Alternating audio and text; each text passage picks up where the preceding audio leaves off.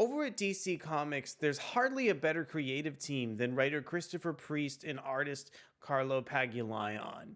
The team did an excellent job really fleshing out the character of Slade Wilson over in the pages of Deathstroke and just brought so much nuance and intrigue over to that character.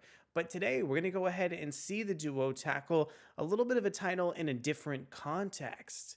As Clark Kent, Superman, went off to save a submarine, but found himself in a position where he needed to collapse a singularity. This caused Superman to be gone for what felt like 20 years of his life.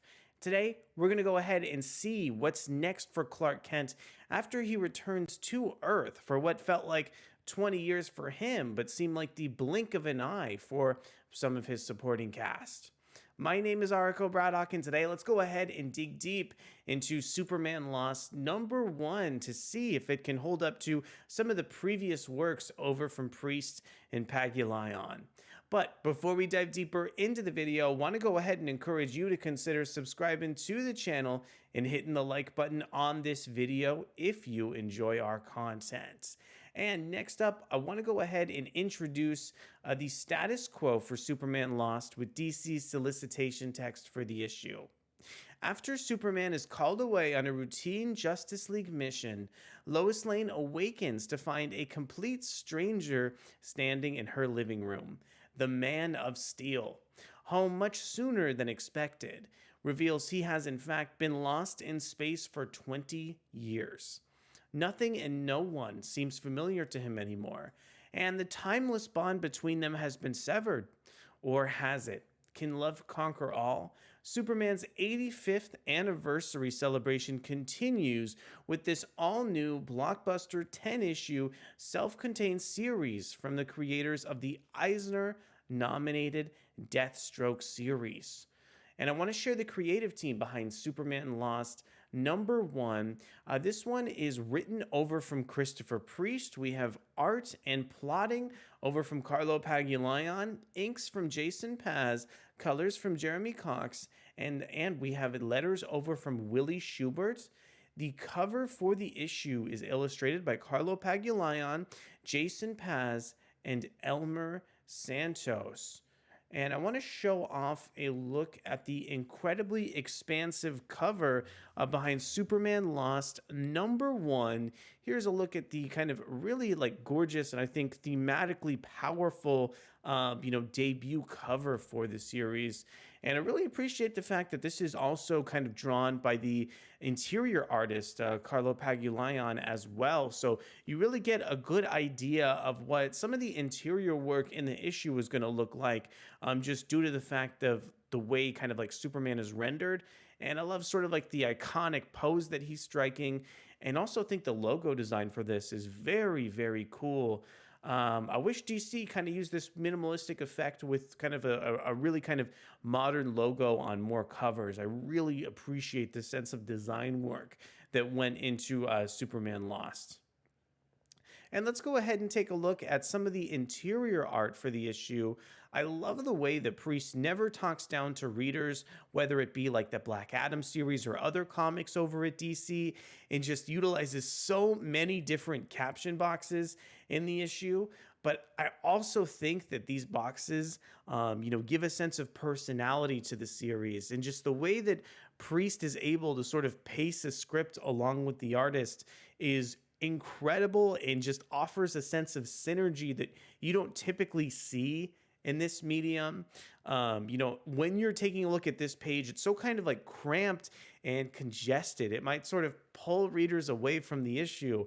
But when you open up kind of the next page and you get to see Carlo Pagulayan's art in a sort of more expressive context with a sort of big action to pay off what you just read, I think you can really get a sense of, the magic behind how Priest is able to sort of tell a story. Plus, I love the fact that Lois Lane is sort of typing and writing something. I think it gives a sort of fourth wall breaking effect, and you sort of feel the wheels of Christopher Priest's script turning, and sort of get to see maybe what his writing would look like. Plus, over on the next page, if you've been reading Christopher Priest comics for any kind of portion of time, you can see that there's always those sort of like panel blocks that introduce kind of like the theme and setting of the location. This is before Superman has gone on his routine mission, sort of, setting up kind of like the next stages of Superman Lost.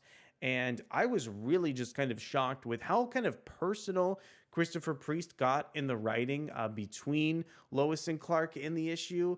I love how they're sort of talking about what just happened in this really, cynical sort of tone, and it lends so much characterization to these two individuals. I think some writers are a little bit afraid to kind of flesh out Clark and Lois with this sense of like wit in a cynical context. But I think some aspects of their relationship would have it. And the way that Priest is able to like so naturally imbue so much subtext into this series in just like one or two scenes is just incredible. It's why Christopher Priest is sort of like so like beloved in the medium of comics.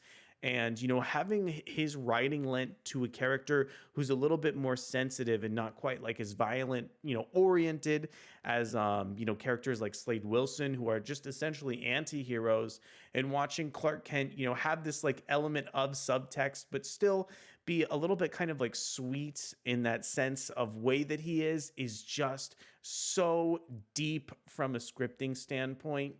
And it really made like the inciting incident of when Superman actually goes on that routine mission and then gets lost trying to collapse the singularity.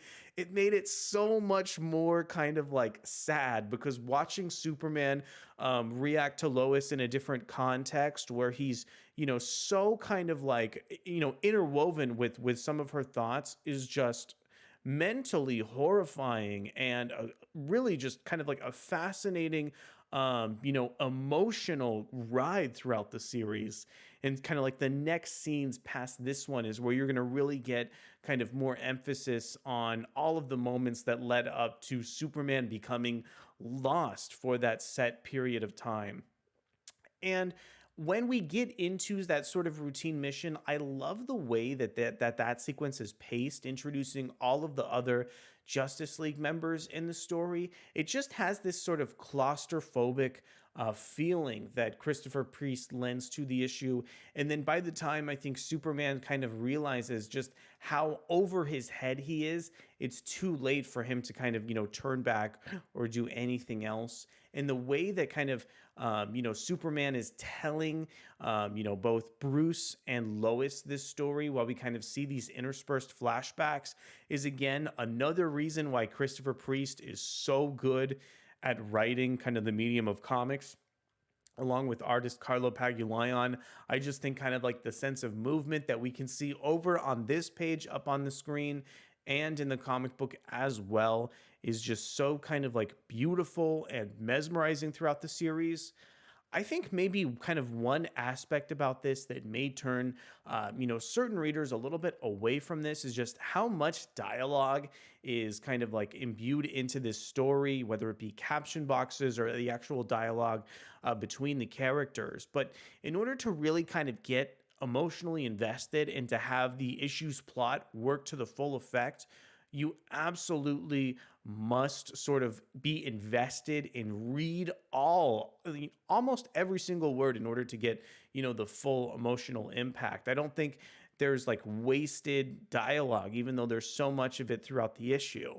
Because at the point where Superman returns from his status quo and all of the sort of words stop, it just feels so much more kind of emotionally dense when you have characters who are just so chatty, just talking about every sort of little individual thing that happens to the point where it annoys you.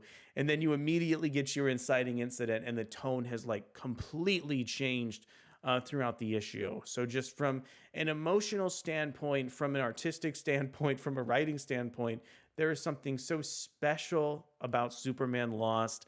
I think kind of the final page that shows Superman kind of like hovering in space, touching on the thematic elements, is just such a kind of like wonderful visual representation of the series, showing all of the kind of the horrible things that, Superman has gone into, and how he's really just incredibly emotionally damaged from the after effects of this story. Well, I've always been curious about what would happen if, a routine Justice League mission went horribly, horribly wrong and ended up, stranding somebody on somewhere for years and years and years. And I've always been kind of curious to see if there's ever been like sort of any weird after effects from Justice League stories. I love the fact that Christopher Priest is sort of embarking on this direction, really going deep and analyzing all of the sort of inner demons that Superman has personally. And also the artwork from Carlo Pagulayan is so expressive throughout this issue. These are just two wonderful creators with Priest and Pagulayan, and I just love the way that they sort of play off each other and adapt all of these kind of moments of subtext throughout the comic book issue. If you're a fan of like really interpersonal drama and just great kind of storytelling, this is a wonderful issue of Superman to go ahead and check out. Well, I want to thank you guys so much for checking out our video for Superman Lost #1 today. I want to know from you, did you like this issue as much as I did? What were some of your thoughts on Carlo Pagulayan's art and the subtext we got over from Christopher Priest's writing? Thank you guys so much for coming to check out the video, and we'll be back really soon with more excellent comic book content. Thanks so much, and we'll see you soon. Bye.